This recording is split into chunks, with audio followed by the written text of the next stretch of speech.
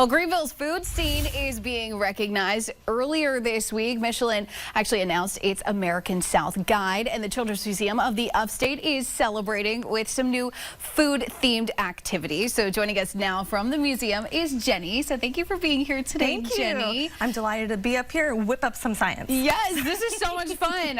Earlier in the week, Michelin announced its guide for Greenville and all of the new restaurants, and we actually had one that earned their Michelin star. I could not believe it when I woke up and read the story. It was awesome. It was so cool. Very cool. And we were there at the celebration, so that was very fun. And, Yes. Congratulations to them. But how is TCMU celebrating now this big movement for our city? Yes. We wanted to celebrate food, all the delicious bites around town, and the efforts of the chef who are scientists in the kitchen.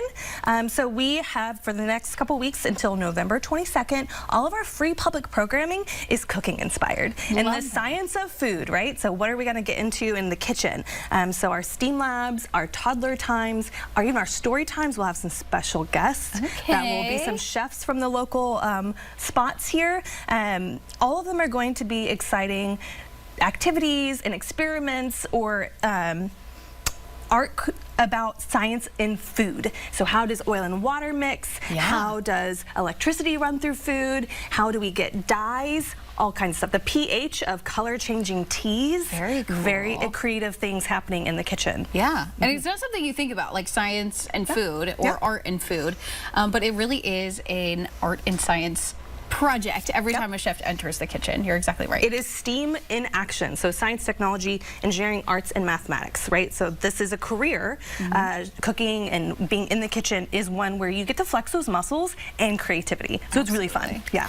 So what type of specific activities can families expect when they come to the museum? So in our STEAMworks lab at the Greenville location, that's open from 1 to 3 from Tuesdays through Wednesdays, there are going to be things like this cool potato clock. We'll talk about that in a second, as well as pH testing within a color changing tea.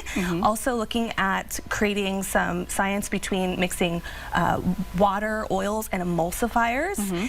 Building, using engineering to look at building unique kitchen tools, like how can we adapt whisks, how can we adapt spatulas to be more creative, things like that. Also looking at the microscopic makeup of the different structures of food. How does salt and sugar look different under a microscope? And then even looking at our smells and blindfolded, how do our senses take over and how can they help us craft some delicious things in the kitchen? Very cool. Yeah. Well, we were talking just before the segment started, and we've got this potato clock on the table. Yes. And you said that you were actually innovative in your own way. So when I arrived here today, I broke it. Okay, so I know. But one of our core values at TCMU is we wonder. So I got to work on leading by example, and I wondered, is there a way that I could fix this? Is there a way that I can keep the experiment alive? Because we do want to foster creative problem solvers in our community. This is a great spot. Now, a potato clock works on looking at positive and negative electromagnets and all that energy moving in a loop through a source. And our source is the potato. The potatoes, of course. So we have our neutral one here, and then we have our positive line and our negative line. And for the positive lines, we're going to have 2 copper pieces. And the negative lines, we're going to have 2 zinc pieces. But you see, I'm missing a zinc piece. Yes. Yeah. So I wonder if something that we use every day can help substitute for this zinc piece. And I have a creative solution. Let me see it. Right here. Right there. You are wondering if it would work. If my bobby pin that I pulled out of my hair just now can substitute. I noticed that it had a similar filament, similar shape and weight, so I thought, let's try it. Let's try it. So I'm gonna wrap this wire around my bobby pin, if I can do it quickly. And then let's look at this to see if it turns on. Okay. Yay!